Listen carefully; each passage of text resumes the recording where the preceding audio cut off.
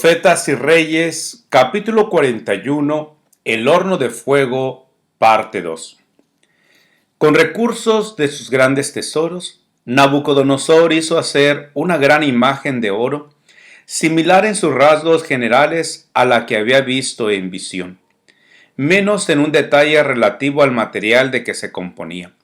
Aunque acostumbrados a magníficas representaciones de sus divinidades paganas, los caldeos no habían producido antes cosa alguna tan imponente ni majestuosa como esta estatua resplandeciente de 60 codos de altura y 6 codos de anchura.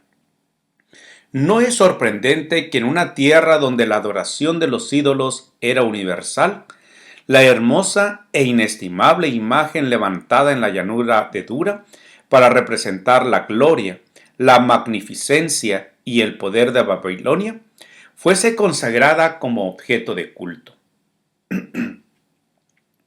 Así se dispuso y se decretó que en el día de la dedicación todos manifestasen su suprema lealtad al poder babilónico, postrándose ante la imagen.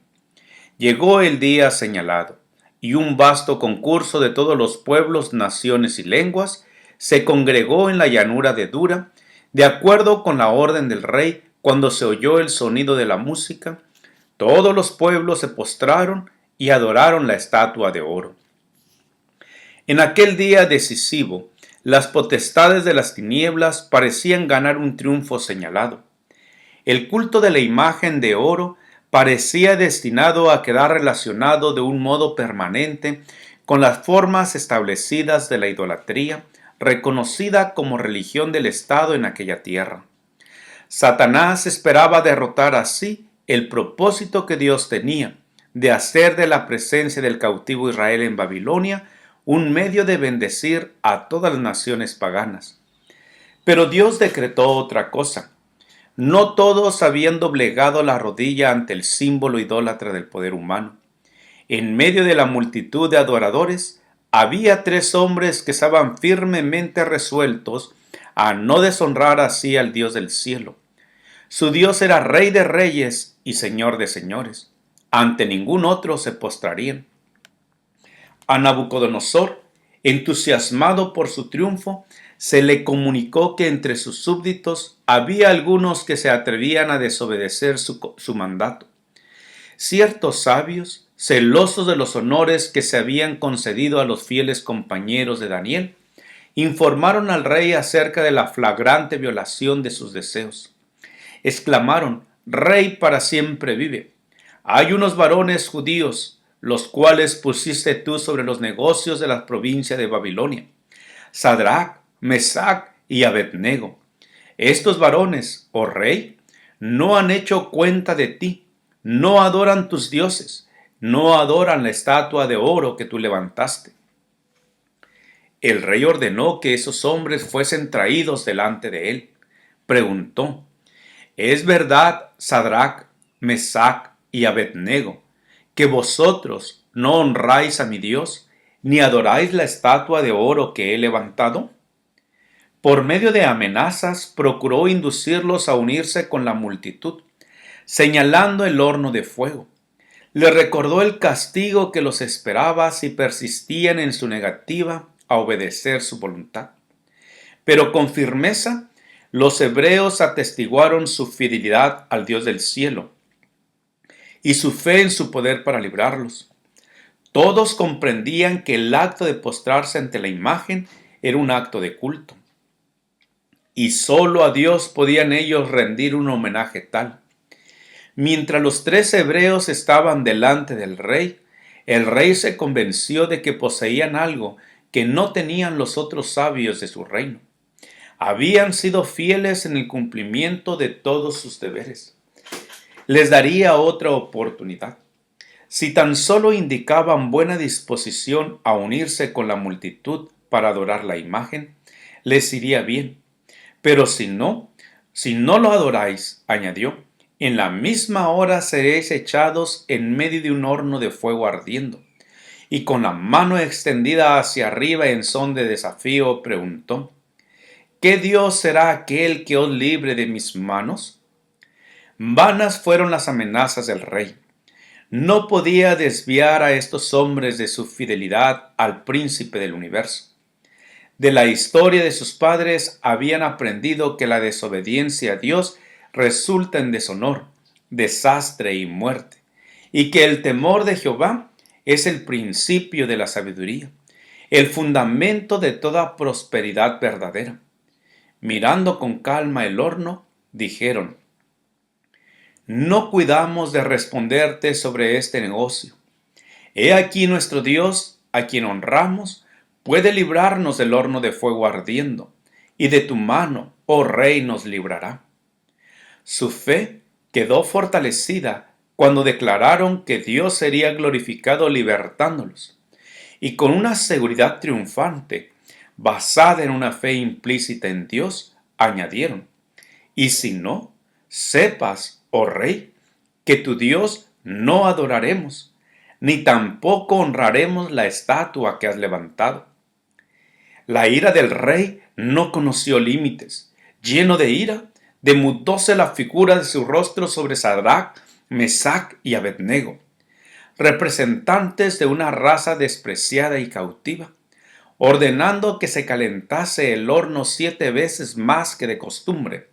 Mandó a hombres fuertes de su ejército que atasen a los adoradores del Dios de Israel para ejecutarlos sumariamente.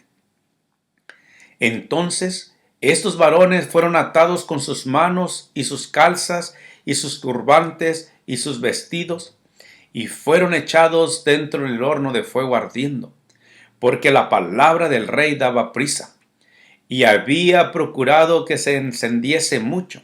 La llama del fuego mató a aquellos que habían alzado a Sadrach, Mesach y Abednego. Centenares de años antes que ciertas naciones subiesen al escenario, el Omnisciente miró a través de los siglos y predijo el nacimiento y la caída de los reinos universales. Dios declaró a Nabucodonosor que el reino de Babilonia caería y que se levantaría un segundo reino, el cual tendría también su periodo de prueba. Al no ensalzar al Dios verdadero, su gloria iba a marchitarse, y un tercer reino ocuparía su lugar. Este también pasaría, y un cuarto reino, fuerte como el hierro, iba a subyugar las naciones del mundo.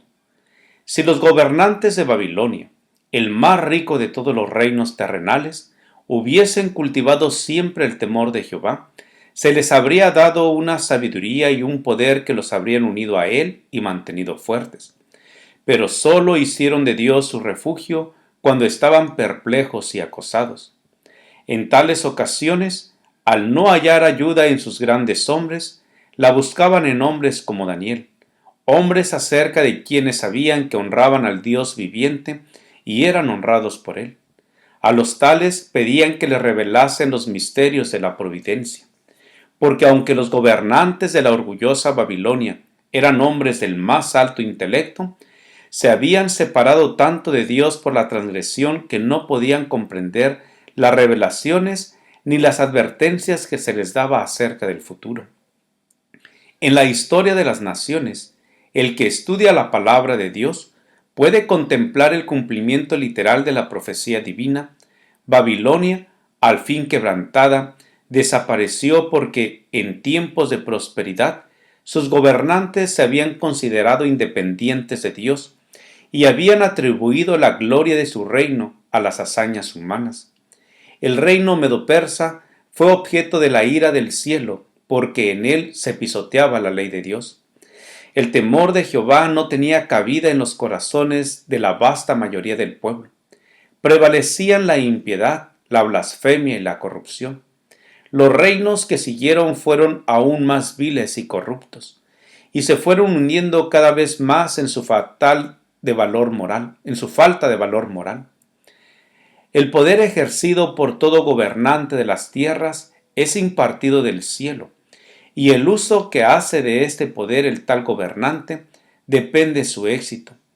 A cada uno de ellos se dirigen estas palabras del vigía divino: yo te ceñiré, aunque tú no me conociste. Isaías 45:5. Y para cada uno constituyen la lección de la vida las palabras dirigidas a Nabucodonosor. Redime tus pecados con justicia y tus iniquidades con misericordias para con los pobres, que tal vez será eso una prolongación de tu tranquilidad. Daniel 4:27. Comprender estas cosas, comprender que la justicia engrandece la nación, que con justicia será afirmado el trono y que éste se sustenta con clemencia, reconocer el desarrollo de estos principios en la manifestación del poder de aquel que quita reyes y pone reyes, es comprender la filosofía de la historia. Proverbios 14:34, 16:12, 20:28, Daniel 2:21. Esto se presenta claramente tan solo en la palabra de Dios.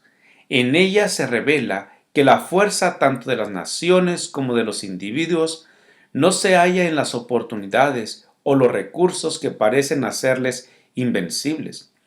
No se halla en su jactanciosa grandeza. Se mide por la fidelidad en que cumplen el propósito de Dios.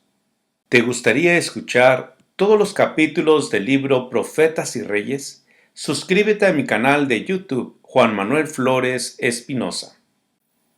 Gracias por escuchar este audio. Te invito a compartirlo y a escuchar el siguiente capítulo. Jehová te bendiga y te guarde.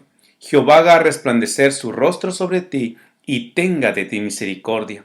Jehová alce sobre ti su rostro y ponga en ti paz.